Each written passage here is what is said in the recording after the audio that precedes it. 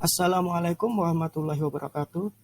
Sahabat sukses bahagia semuanya. Perkenalkan, nama saya Aulia Rahmani, peserta pelatihan dasar CPNS tahun 2022, angkatan 23, kelompok 3, nomor daftar hadir 25, untuk memenuhi tugas 2 agenda 3. Pada kesempatan kali ini saya akan memaparkan analisis isu sesuai tupoksi dalam upaya mewujudkan smart Kupernal. Tupoksi di sini ialah penyusun program anggaran dan pelaporan pada instansi Dinas Perhubungan Kabupaten Hulu Sungai Selatan. Bangga melayani bangsa.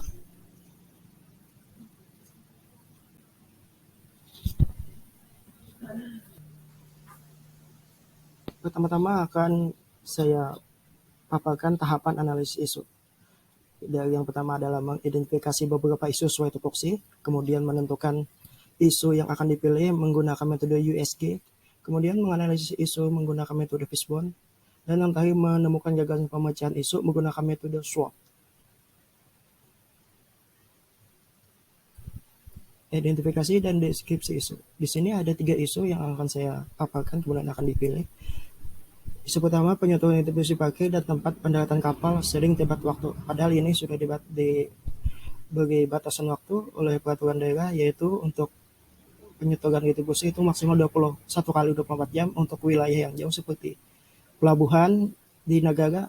Untuk nyetornya ke genangan diberikan waktu 2 kali 24 jam. Kemudian capaian nilai keuangan dan kegiatan masih rendah sampai dengan bulan Juni tahun 2022. Ini berkaitan dengan lambatnya realisasi. Yang ketiga adalah pengasipan yang hanya dalam bentuk fisik saja pada subbagian perencanaan dan keuangan. Ini arsip hanya dalam bentuk fisik yang dikumpulkan dalam binder, tentunya akan makan tempat. Intinya belum digitalisasi. Selanjutnya, untuk memilih isu, saya akan menggunakan metode USG, di mana dalam metode ini ditentukan U atau urgensinya. Dalam USG di sini kepanjangan adalah U urgensi atau mendesak berapa mendesak isu tersebut. Kemudian S seriousness atau seberapa serius isu tersebut, dan G atau growth. Di sini seberapa besar kemungkinan isu tersebut akan terus berkembang bila dibiarkan. Nah, untuk penilaiannya menggunakan skala Likert, yaitu 5 sangat besar, 4 besar, 3 sedang, 2 kecil, 1 sangat kecil. Untuk penyetoran distribusi parkir dan tempat pendaratan kapal sering tidak tepat waktu, ini total penilaiannya adalah 10. Capaian realisasi keuangan dan kegiatan masih rendah sampai dengan bulan Juni tahun 2022 juga 10. Dan yang tertinggi nilainya adalah persiapan pengangsipan yang hanya bentuk fisik saja pada subbagian perencanaan dan keuangan. Mengapa isu ini saya anggap serius dan bisa berakibat fatal? Karena untuk pengangsipan bisa saja hilang atau rusak, dan mencarinya perlu memakan waktu kalau mendesak. Dan pernah kejadian waktu bulan Mei, waktu pemeriksaan BPK mencari bukti pembayaran pajak, itu ada kurang 1, dan itu menimbulkan masalah. Sehingga saya mengangkat isu pengasipan hanya bentuk dalam fisik saja pada bagian perencanaan dan keuangan.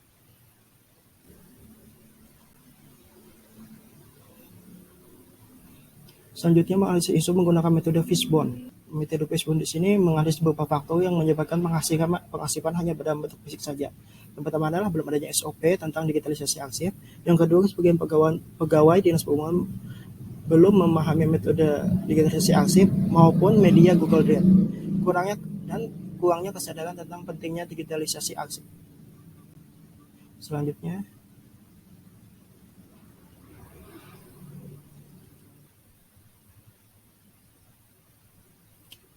menemukan gagasan pemecahan isu menggunakan metode SWOT. Metode SWOT di sini adalah menilai tentang S strength, W weakness, strength ini kekuatan, weakness ini kelemahan, opportunities adalah kesempatan, threat adalah ancaman. Strength adalah kekuatan, ini fasilitas komputer dan internet sudah tersedia di Dinas Perhubungan. Keinginan kuat ASN untuk selalu beradaptasi dalam era digital. Weakness, kelemahan di sini belum adanya SOP digitalisasi arsip, belum familiarnya sebagian pegawai dengan aplikasi Google Drive. Kemudian kesempatan atau opportunities meningkatkan kemampuan digitalisasi sebagai smart ASN, meningkatkan tata kelola pengarsipan untuk arsip itu lebih terkelola dan mudah lah disimpannya dan dicari.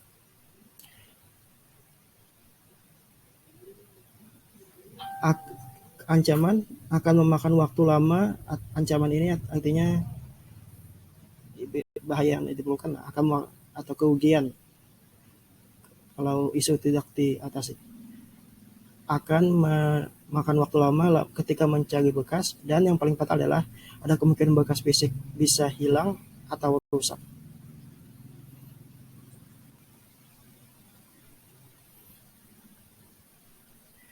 Untuk gagasan penyelesaian isu, di sini menggunakan digitalisasi arsip menggunakan media Google Drive.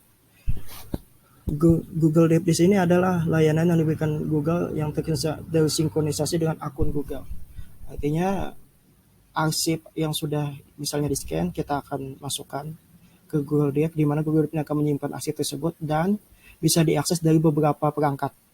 Dan juga orang lain bisa mengakses folder atau file yang sudah kita simpan, dianggap saja seperti cloud arsip, dan semua orang bisa mengaksesnya asalkan diberikan link atau izin dari pengguna akun Google tersebut. Artinya semua orang bisa mengaksesnya apabila ditentukan oleh pengguna seperti hal tersebut.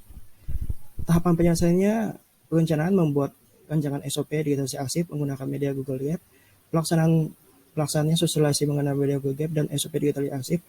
Pasca pelaksanaan akan dilakukan monitoring dan evaluasi kepada semua bidang untuk mengukur sejauh mana pemanfaatan pengarsipan digital. Selanjutnya, hasil yang diharapkan adalah digitalisasi arsip bukan hanya pada subbagian keuangan, perencanaan keuangan saja, tapi di semua bidang yang ada di Dinas Perhubungan. Pihak terkait adalah seluruh pegawai Dinas Perhubungan. Hubungannya dengan smart government adalah ini untuk memudahkan kinerja atau pengarsipan.